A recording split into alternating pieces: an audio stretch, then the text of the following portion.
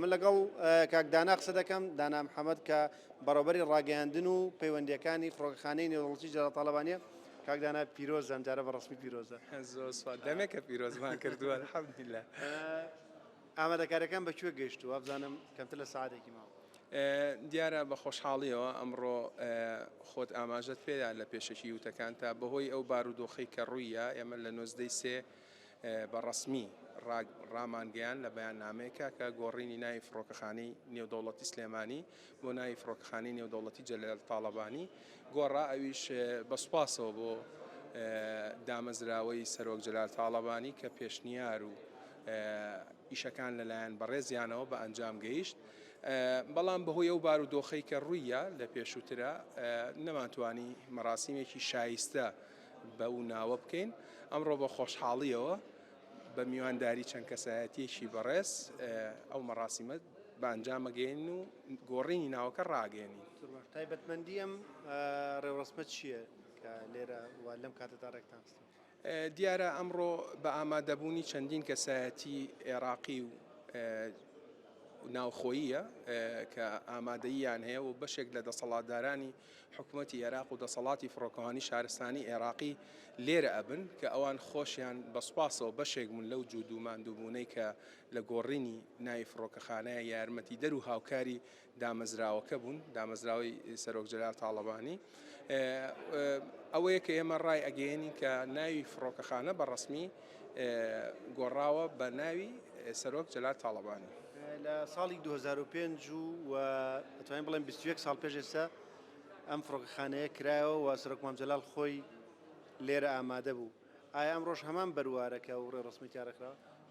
دیارە 27 2005 21 ساڵ تێتە بەڕێت بەسەرکردنەوەی ئەم فڕۆکەخانەیە. ئەم فڕۆکەخانەیە وەکو هەموو دامەزراوەکانی تری شاری سلێمانی کە مام جەلال خۆی یەکێک بوو لەو کەسایەتیە کاریزمایانەی بۆ خزمەتکردنی گشتی و بۆ چاکەی گشتی تێدەکۆشە. زانکۆ پەیمانگاکان نەخۆشخانەکان ئەمانە هەمووی دیاری و یادگاری مام جەلالن بە ڕەحمەت بێ. فڕۆکەخانەش یەکێکە لەو یادگارە جوانانەی کە بۆ خزمەتکردنی گشتی و هاوڵاتیانی عێراق و هەرێمی کوردستان بە تایبەتی و بە تایبەتیش ئەو شارە حیاتەی کە مام جەلال پەیوەستی کردبوو بە ژیانەوە ئاوێتەی ژیانی کردبوو ناوی نابوو شارە حیاتەکە سلێمانی. بۆیە بۆ ئێمەمانان بە تایبەتی بۆ بەندە یادگاریەکی زۆر مێژوویە چونکە فەزلی خۆی گەورەم لەسەرەکە لە سەرەتای دروستبوونی ئەم فڕۆکەخانەیەوە لێرەم پێشتریش باسمان کرد لەگەڵ بەڕێستا کە یادگاریەکی خۆشە. ئێمە 21 ساڵ لەمەوە پێش پرۆتۆکۆڵی کردنەوەی فڕۆکەخانەمان کرد. ئەمڕۆ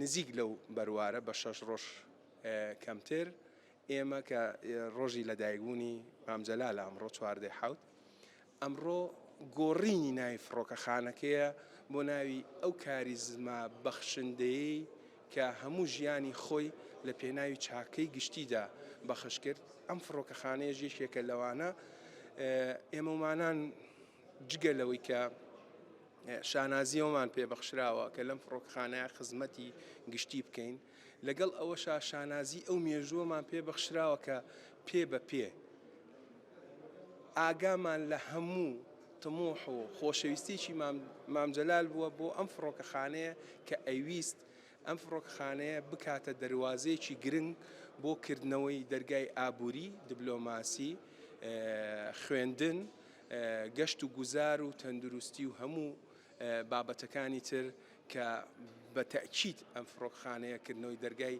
ئەو دەرگایانە بوو بەڕووی هەرێمی کوردستان و عێراق و بە تایبەتیش شاری سلێمانی. کاکدانا تۆ باسی لایەن ئابووریەکە کرد پێشترش لەگەڵ بەڕێوەبەری فڕۆکەخانە باسیەوەمان کرد کە هەفتانە لە نێوان 30 بۆ 31 گەشت دێتە سلێمانی و بە هەمان ژمارەش گەشتەکان لێرەوە دەست پێەکەنەوە. لە ڕووی کارگۆوە ئایا گەشتە بازرگانیەکان بەردەوامە هەفتانەیان ڕۆژانە هیچ گەشتێکی کارگۆمان هەیە بۆ سلێمانی؟ بێگومان لە پاڵ گەشتەکانی گەشتی گەشتیاران کە هەفتانە و خۆ ئاماژەت پێەیە 31 گەشتی هاتن 31 گەشتی ڕۆشتنمان هەیە لە ئێستا کە کاتە 62 گەشتی ئاسمانی و لەگەڵ ئەوەشا ئێمە گەشتی کارگۆ کە تایبەتمەندیەکی ترە بە بواری بازرگانی و ئابووری و خستنەگەڕی کایی ئابووری و بازرگانی لە ناوچەکەدا بەڵێ ئەوانیش بەردەوام کاریگەری خۆیانیان هەیە لەسەر بژانەوەی و ئابووری.